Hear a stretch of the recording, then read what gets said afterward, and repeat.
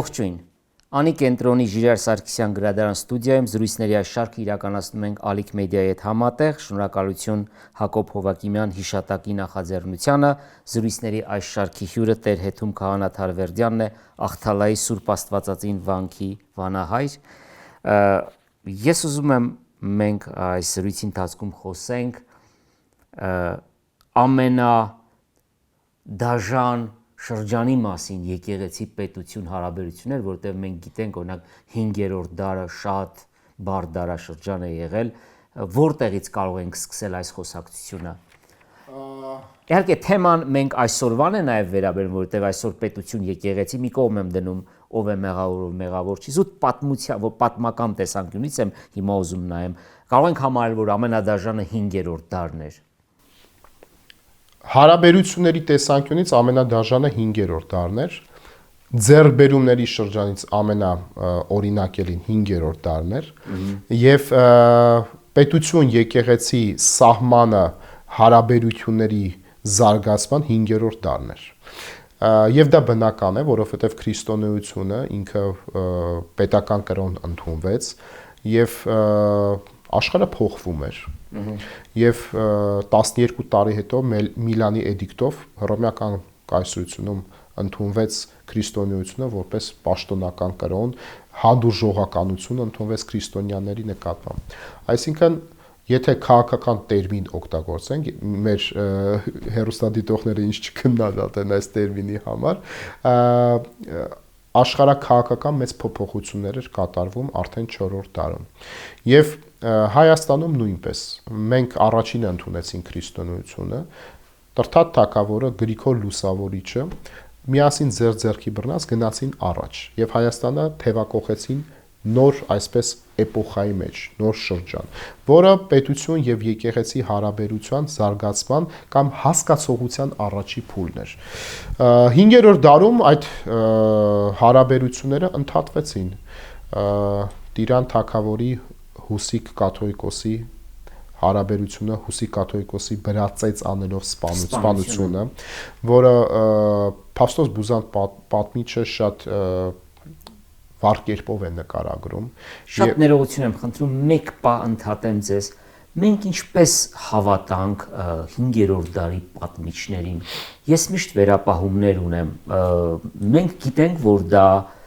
իրոք այդպես է։ Իհարկե այս տրամաբանությամբ մենք կարող ենք ամեն ինչը կասկածի տակ դնել, ես հասկանում եմ դա, բայց կան բաներ, որոնք մի քիչ իրոք կասկածելի կարող են նաև թվալ։ Տեսեք, եթե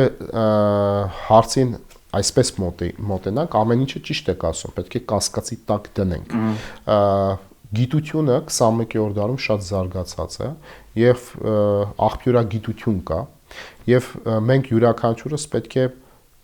խորը ուսումնասիրության ենթարկենք ոչ միայն մեր պատմիչներին, այլև խորը ուսումնասիրության պետք է ենթարկենք ասորական աղբյուրները, հունական աղբյուրները,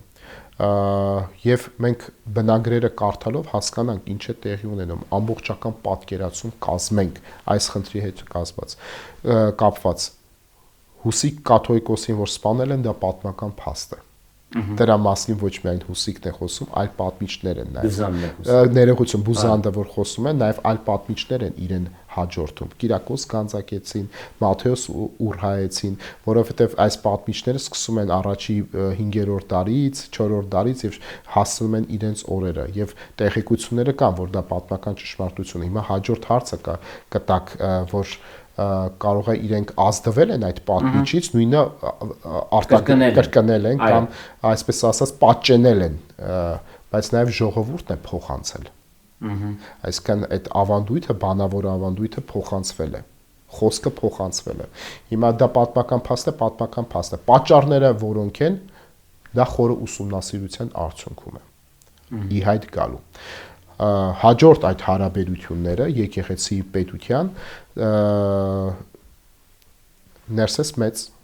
Պապ թագավոր։ Այդ Պապ թագավորի պատմությունը ինչ պատմություն է, որ հիմա շատ են նաև հումորային ինչ որ բանի են վերածել Պապ թագավոր,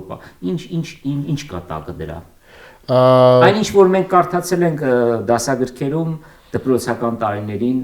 խոսքը դրա մասին չէ։ Դե անցնենք, եթե ուրեմն պատմիչներին հավատանք, թե չէ, պատմիչները հստակ տեղեկություններ են տալիս եւ իր բարոյական կարգավիճակի մասին եւ պետական գործի մասին եւ ինչու նաեւ սպանվեց։ Եվ պատճառները տարբեր են եւ խորը էլի ուսումնասիրության առիթ են տալիս մեզ յուրաքանչյուրիս։ Մեկը ասում էր, որ ինչ որ մարդիկ կան, որ ասում են, նշում են, որ Պապը ուզեց ինքնուրույնություն ստեղծել Հայաստանը, ինքնուրույն դարձնել, ինքնիշխան դարձնել։ Այսօրվա մեր բառապաշարը ինքնիշխան։ Բայց մենք չմոռանանք ուսումնասիրելով աղբյուրները, Պապը որտեղից եկավ իշխանության։ Հռոմից։ Եվ արդեն սկսեց ընդդեմ Հռոմի գործել վերջում։ Մենք պետք է նախ մեր ժողովուրդը եւ մենք ամբողջական պատմությունը կազմելու համար պետք է խորը ուսումնասիրենք նյութը եւ հասկանանք ժամանակաշրջանը, աշխարհակահաղական վիճակը ինչ էր եւ ինչ էին պահանջում մեզանից։ Եվ ինչու մենք դարձանք զոհ այդ շրջանում։ Եվ վերջի վերջո ինչու տեղի ունեցավ առաջի բաժանումը Հայաստանի։ Ինչու տեղի ունեցավ երկրորդ բաժանումը։ Ինչու տեղի ունեցավ Արշակունիների դինաստիայի անկումը։ Եվ մեկ յուրաքանչյուրը կապակցված են։ Սա մի շղթա է, որը կապակցված է մեկը մյուսի հետ, որովհետև մենք ցավոք սրտի մեր կենցաղային զրույցներով մենք շատ ենք անձնավորում։ Մենք չենք սիրում, հետևաբար գնահատական ենք տալիս, բայց այդպես չէ։ Հիմա ձեր հնչեցրած հարցը, ով էր Պապ Թագավորը։ Պապ Թագավորը մի գործիչ էր, հակասական գործիչ էր, որը եւ լավ ծառայություն է մատուցել եւ լավ գործեր է կատարել Հայաստանի համար եւ նաեւ վատ բաներ է տեղի ունեցել։ Եվ ամբողջական պատկերացում մենք այսօր չենք կարող տալ։ Այս հարաբերությունները Պապ Թագավորից Ներսես Մեծից հետո գալիս է եւ իդեպ մենք տարբեր հարցեր քննարկեցինք եւ եկավ չէ Պոլոժենիայի հարցն ենք քննարկում, պետության միջամտության հարցն ենք եւ 5-րդ դարում նաեւ նշանակվեցին կաթողիկոսներ պետության կողմից։ Նաեւ ասորական ծագումով ասորի եպիսկոպոսների, Սուրմակը, Աղբակը դա էլ էր միջամտություն։ Այո։ Եթե եկեղեցին ուզում էր հզորանալ, այդպես են ներկայացնում մեր ժամանակակից պատմաբանները, խանգարում էր պետության զարգացմանը, պետությունը կասեցրեց դա իրենց նշումով շատ բարի եւ միջամտեց եկեղեցու գործերին ինքն էր կաթողիկոս նշանակում եւ ոչ ազգությամբ հայ։ Հիմա մյուս քննադատող կողմը կասի դե լուսավորիչն էլ հայ չէր։ Այո, ասում են։ Ավելին են ասում են մեզ պարտադրվել է դրսից, նրանք հայեր չէին եւ մենք կորցրեցինք մեր նախաքրիստոնեական ամբողջ այդ ժառանգությունը հրի ու սրի մատնվեց, սա շատ տարածված կարծիք է։ Շատ տարածված կարծիք է, դա լավ եւ ես շարունակում եմ։ Այդ քրիստոնեության ընդունումը տեղի ունեցավ ամբողջ հռոմեական կայսրությունում։ Եվ հռոմեական կայսրությունում նույնպես այդ փուլերը անցան։ Հետևաբար սա համաշխարհային գործընթաց է։ Սա համաշխարհային գործընթաց է, սա ընդդեմ հայության դեմ չէր, ոչ է դրսից նախ ասենք, որ քրիստոնեությունը ինքը էկումենիկ կրոն է։ Ինքը համամարկային կրոն է։ Ինքը ազգություն ինչ որտեղ չի ճանաչում։ Մենք, որ ազգային եկեղեցի ենք, հայ եկեղեցու դերակատարության համար դարձանք ազգային եկեղեցի, բայց իրականում քրիստոնեությունը ազգություն չի ճանաչում, որպես այդպիսին։ Հայ եկեղեցին ազգապահպան գործառույթներ իր վրա վերցրեց պետական բացակայության պայմաններում։ Դրա համար իր դերը բարձրացավ, բայց իրականում քրիստոնեությունը ազգություն չի ճանաչում եւ ֆրանսիացիներն է կարող են ասել դրսից եկած պարտադրված էր Պաղեստինից։ Կամ Ռոմանովները ասեին, որ դրսից պարտադրված էր։ Մենք պատմությունը, եթե խորը ուսումնասիրում ենք, եթե դուք գիտեք, Ռոմանովները իրենց մեծ կանանց կնության էին առնում Պրուսիայից եւ մկրտում էին օրթոդոքս ծեսով։ Եվ ինչն է հետաքրքիր, եւ եթե այդքան ազգային էին,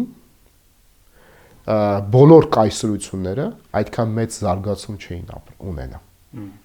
Այս թեման, որ մենք խոսում ենք, կարելի է շատ խոսել, բազմաթիվ հատորներ գրել այս մասին, բայց ես իհարկե Բայց կներեք, ես 1000 անգամ կներեք, բայց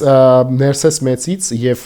Պապ թագավորից հետո եկավ հաշտությունը Վռամշապու թագավորի եւ Սուրբ Սահակ Պարթևի միջև։ Եվ երկու գրերի գյուտ դպրոցների հիմնում լուսավորություն, թարգմանական շարժում, լավ, եթե հայ եկեղեցին դեմ է, ինչու էր օգնում Վռամշապու թագավորին եւ Վռամշապուհը ինչու օգնեց, եթե եկեղեցին խանգարում էր իրեն, եւ չմոռանանք Սուրբ Սահակ Պարթևը լուսավորչի տոհմից էր։ Այո։ Ազգությամբ ուրեմն իր արյան մեջ կար պարթևական արյուն, ճիշտ է։ Եվ բայց օգնեցին եւ հայացրեցին ամեն ինչ։ Սուրբ Սահակի եւ Վռամշապու թագավորի ֆենոմենը պատմության մեջ բերեց մեզ պայքարի հնարավորություն խավարի մեջ, որն էր դպրոցի հիմնումը, գրերի գյուտը եւ թարգմանական մեծ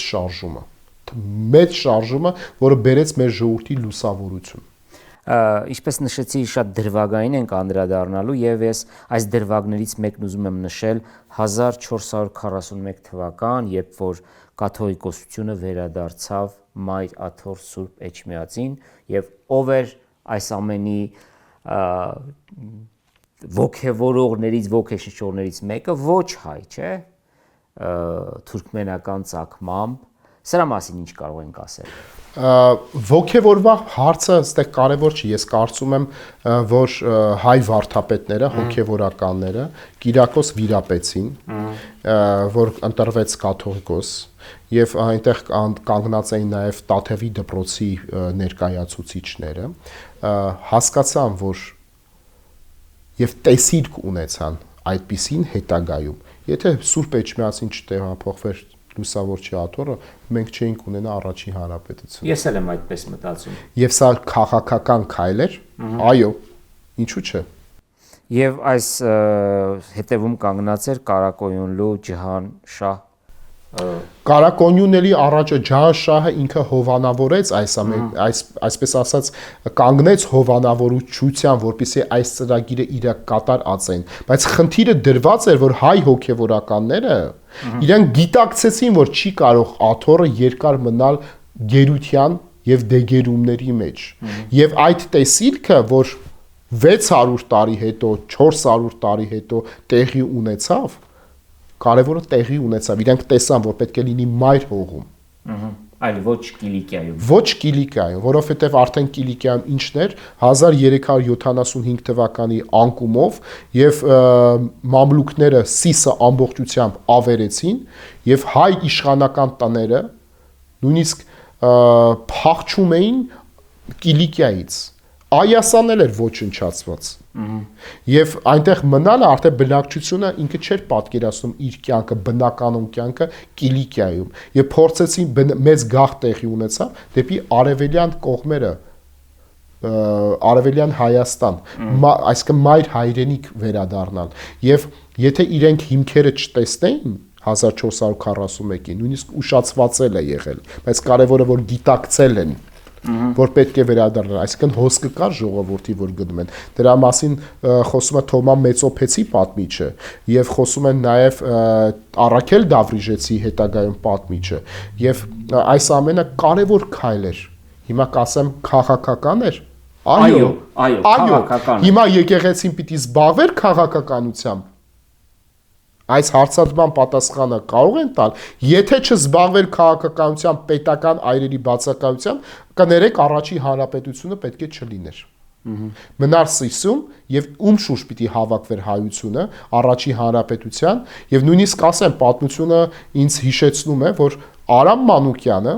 եւ դաշնակցականները դուք ուսումնասիրողն եք այդ թեմաների, իրանք Թիֆլիսում էր կառավարությունը նստած եւ իրանք պարտադրված կերպով եկան Երևան։ Ճիշտ է։ Այո։ Շնորհակալություն այս հնարավորության համար, զրուցում էի Տեր Հետում Քահանա Թարվերդյանի հետ, Ախթալայի Սուրբ Աստվածածին վանքի վանահայր, շարունակեք հետևել մեր զրույցներին, նաև խնդրում եմ հավանության նշան դրեք այս տեսանյութի տակ, մեկնաբանեք, տարածեք, որպեսզի շատ ավելի մարդիկ կարողանան հետևել մեր այս հաղորդումներին։